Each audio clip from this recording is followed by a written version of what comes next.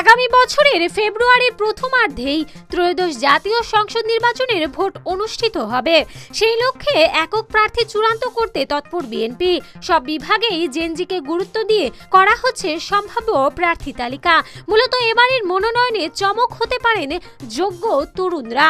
নিজ এলাকায় জনপ্রিয়তা, দলের জন্য ত্যাগ, বিগত দিনের ফ্যাসিবাদ বিরোধী আন্দোলন সংগ্রামে ভূমিকা, দুঃসময় নেতাকর্মীদের পাশে থাকা ও সাংগঠনিক দক্ষতা, এসব মানদণ্ড যাচাই করে প্রার্থী বাছাই প্রক্রিয়াও প্রায় শেষ পর্যায়ে। ত্রয়োদশ জাতীয় নির্বাচনে ধানের শীষ প্রতীক পেতে এরই মধ্যে রাজশাহী বিভাগে প্রচারণা চালাচ্ছেন অনেকেই। এক্ষেত্রে প্রবীণদের পাশাপাশি তরুণ প্রার্থীদের অনেকের নাম আলোচনায় রয়েছে।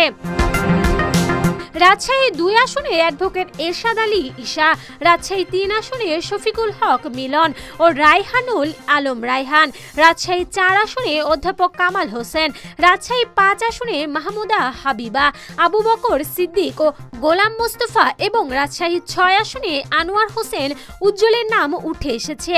এই বিভাগের সিরাজগঞ্জ 5 আসনে আমিরুল ইসলাম খান আলিম, নাটোর 1 আসনে তাইফুল ইসলাম টিপু, ডাক্তার ইয়াসির আরাফাত রাজন ও ফারজানা শারমিন পুতুল, নাটোর 2 আসনে রুহুল কুদ্দুস তালুকদার দুলু, বগুড়া 5 আসনে ফজলুর রহমান খোকন, জয়পুরহাট 2 আসনে প্রকৌশলী আমিনুর ইসলাম, সিরাজগঞ্জ 6 আসনে গোলাম সারোয়ার, সিরাজগঞ্জ 3 আসনে মোহাম্মদ রফিকুল করিম খান পাপ্পু, পাবনা 3 আসনে কৃষিবিদ হাসান জফির তুহিন, পাবনা 5 আসনে অ্যাডভোকেট শামসুল রহমান শিমুল বিশ্বাস আলোচনায় রয়েছেন।